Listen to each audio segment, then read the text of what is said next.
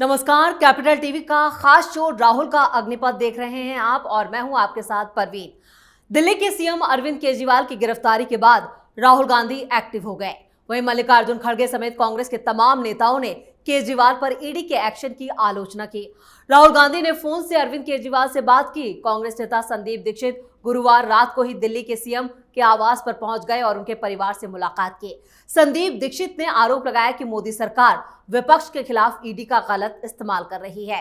इधर पंजाब कांग्रेस के अध्यक्ष अमरिंदर सिंह राजा वडिग ने भी इसकी आलोचना की है। इसके अलावा कांग्रेस के किसी दूसरे नेता का बयान नहीं आया है, यानी राहुल गांधी अब अपनी ही पार्टी के निशाने पर आ गए हैं। आज इसी पर चर्चा करेंगे। मेरे साथ स्टूडियो में मौजूद हैं कैपिटल टीवी के एग्जीक्यूटिव एडिटर राजीव कुमार। राजीव जी, स्वागत है आपका। धन्यवाद। क्या राहुल गांधी ने एक बार फिर अपने पैरों पर ही कुल्हाड़ी मार ली है, जिस तरह से उन्होंने केजरीवाल का साथ दिया? देखिए, केजरीवाल ने राहुल गांधी को फंसा दिया। शुरुआती दौर में केजरीवाल राहुल गांधी के साथ जब नेगोशिएशन कर रहा था तो उस समय पंजाब में पहले ही कह दिया हम आपके साथ चुनाव नहीं लड़ेंगे। यानी कि पंजाब कांग्रेस के अंदर राहुल गांधी और अरविंद केजरीवाल के इस गठबंधन को लेकर परेशानियां पैदा हुई। एक तरफ आप दिल्ली में अरविंद केजरीवाल के साथ मंच शेयर करने वाले थे, उनके पार्टी के नेताओं के साथ आप मंच शेयर करेंगे, क्योंकि अब तो केजरीवाल चुनाव तक बाहर आने वाला नहीं है, वो लंबा नप गया है। तो ऐसे में पंजाब में जब आप जाएंगे तो वहां के लोकल लीडर यही कहेंगे कि आपको आम आदमी पार्टी के खिलाफ बोलना है। तो क्या आम आदमी पार्टी के खिलाफ आपके पास मुद्दों में से ये मुद्दा नहीं है कि जो कट्टर ईमानदारी की बात करता है वो बेईमान है?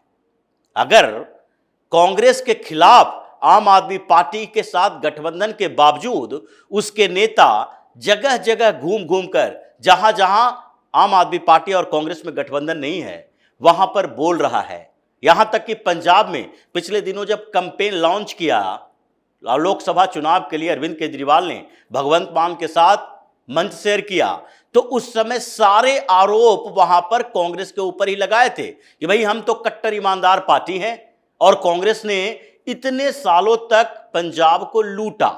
ये आरोप किसके ऊपर था? क्योंकि वहां पर आपका सीधे मुकाबला कांग्रेस से है और तीसरे कोने पर बैठे हुए हैं चाहे तो अकाली दल या भारतीय जनता पार्टी।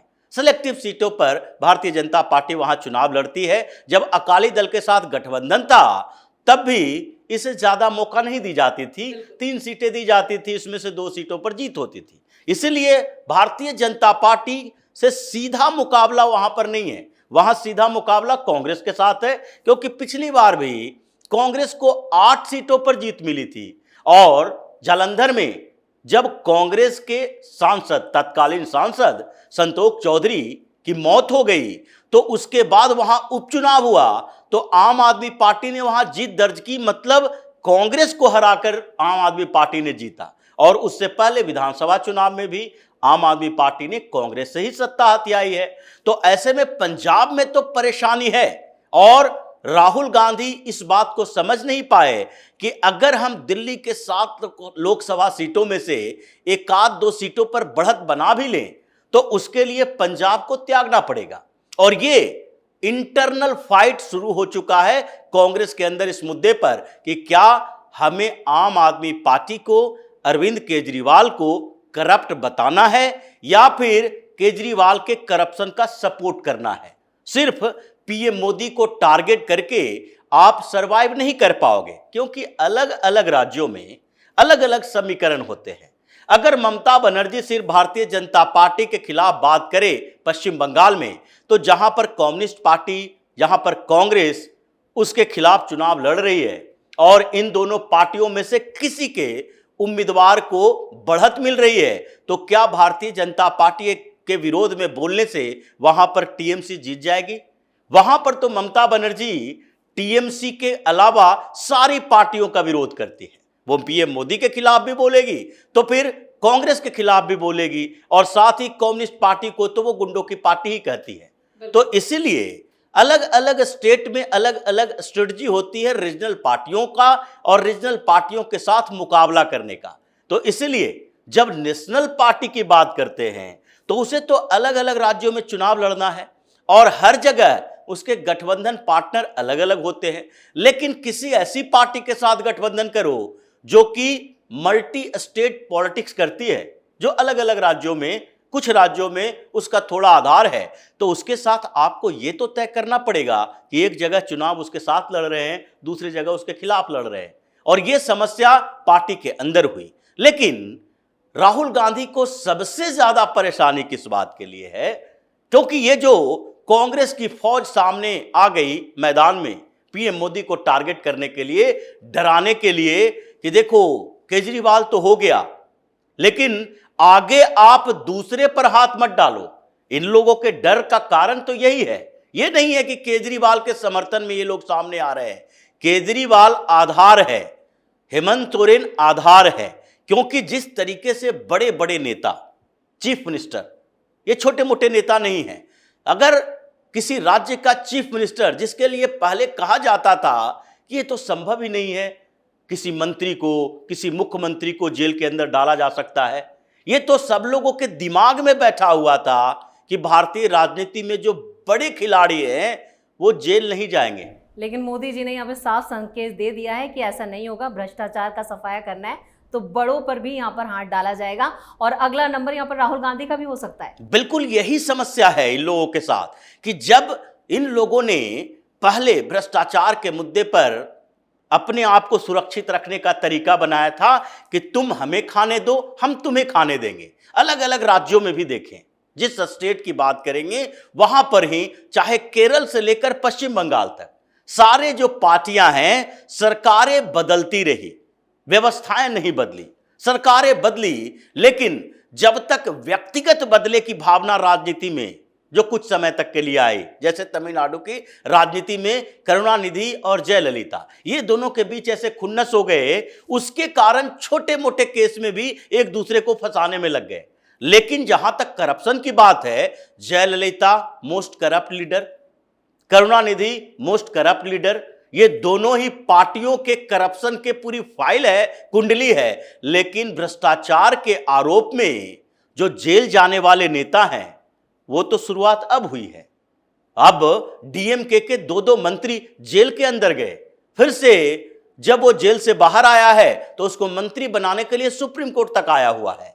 अभी सीएम हेमंत सोरेन की बात करें या फिर कांग्रेस के ही कई सीएम हैं, और जो अब भूतपूर्व हो चुके हैं, पूर्व सीएम हो चुके हैं, जैसे भूपेश बघेल का नाम आया, ये भी तो पूर्व सीएम हैं। और ऐसे लोगों का जब ईडी के तरफ से समन आने लगा, जब इन लोगों की गिरफ्तारियां होने लगी, तो विपक्षी पार्टियों ने समझा कि पहले की जो व्यवस्थाएं थी वो धाराशायी हो चुकी है।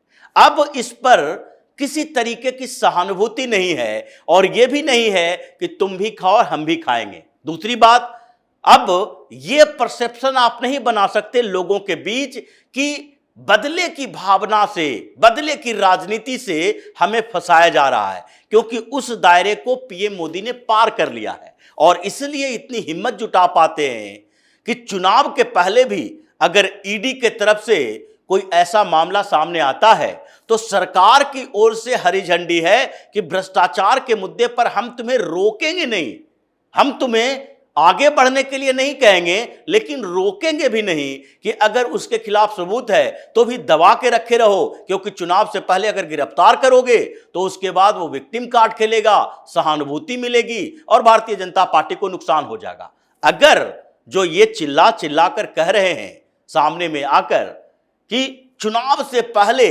इन लोगों को कैंपेनिंग से रोकने के लिए, प्रचार से रोकने के लिए जेल भेजा जा रहा है, तो ये तो तय है कि कई ऐसे मामले सामने आए हैं जिसमें जेल भेजने पर उस नेता की जीत हुई है। एक दो ऐसे उदाहरण नहीं है कि जेल से चुनाव लड़ा और उसकी जीत हो गई, ये पहले की बात है। कई क्रिमिनल्स ऐसे हैं, क्रिमिनल नेताओं की बात की जाती है, क्योंकि सहानुभूति होती है लोगों की, और यहां की ये राजनीति के लोगों की मानसिकता राजनीति में रही है। इनको ऐसा बनाया गया लोकतंत्र को लेकर, जातीय राजनीति हो या फिर धार्मिक राजनीति हो, हर तरह की राजनीति करके इन लोगों को ऐसे बताया गया यहां के लोगों को कि सहानुभूति कभी भी किसी के तरफ जा सकती है। लेकिन फिर भी ऐसे समय में भी अगर सरकार है जो खुली छूट दे रखी है कि भारतीय जनता पार्टी चुनाव हारे जीते, इससे मतलब नहीं है।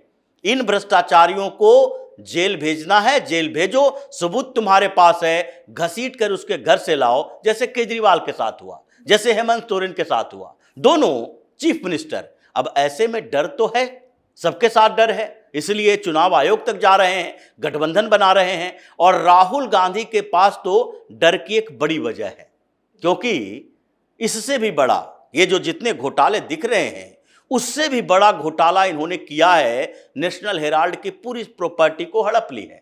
5,000 करोड़ मार्केट वैल्यू है उसकी सारी प्रॉपर्टी का, और 5 करोड़ के औने पौने दाम पर, उसमें भी आपने 1 रुपया नहीं लगाया। 5 लाख रुपए में कंपनी खोली, 76% मां बेटे ने शेयर लिया, और उस कंपनी से 5 लाख रुपए में कांग्रेस से पैसा लिया, कांग्रेस से पैसा लेकर उसी को एक अखबार को दे दिया, और फिर उसके बाद कांग्रेस के नेताओं से पैसा लिया, जैसे 50 लाख रुपया उसमें डोनेशन डीके शिव कुमार ने भी दिया था कि ये चैरिटेबल, ये ट्रस्ट वाला काम है, ये समाज सेवा कर रही है। समाज सेवा मतलब सोनिया और राहुल की सेवा, और ये 2012 से अब तक चलता रहा है। सोनिया गांधी से पूछताछ हो चुकी है, राहुल गांधी से पूछताछ हो चुकी है, पवन बंसल से पूछताछ हो चुकी है, और इसमें आगे जो मल्लिकार्जुन खड़गे हैं, जो यंग इंडियन प्राइवेट लिमिटेड के सीईओ हैं, उनसे भी पूछताछ हो चुकी है।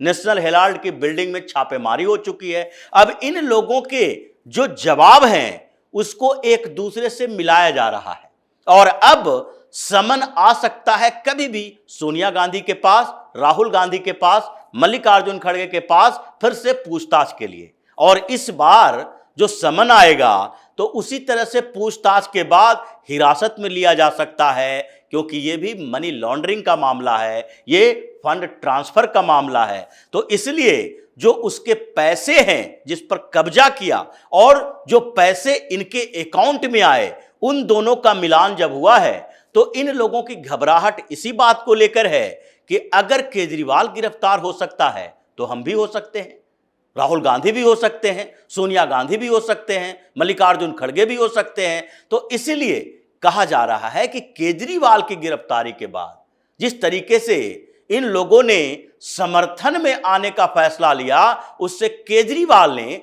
राजनीतिक तौर पर भी राहुल गांधी को फंसा दिया है, जो अलग अलग राज्यों में विद्रोह चल रहा है पार्टी के अंदर, और दूसरे तरफ से ईडी के माध्यम से भी जो समन आने वाला है उसमें भी राहुल गांधी फंस चुके हैं, डरे हुए हैं, हर दिन बयान बदल रहे हैं, कोशिश कर रहे हैं कि किसी तरीके से इस परेशानी से बाहर निकले, नहीं तो फिर आगे का जीवन जेल में ही काटना पड़ेगा। और इस सटीक विश्लेषण के लिए आपका बहुत बहुत धन्यवाद। धन्यवाद। तो राहुल ने जिस तरह से भ्रष्टाचार पर केजरीवाल का साथ दिया, उससे साफ है कि अब अगला नंबर उनका भी लग सकता है, क्योंकि नेशनल हेराल्ड मामले में वो खुद ईडी की रडार पर हैं। ईडी ने उनसे सवाल जवाब वो पहले कर चुकी है, तो कभी भी राहुल के घर भी ईडी का समन पहुंच सकता है।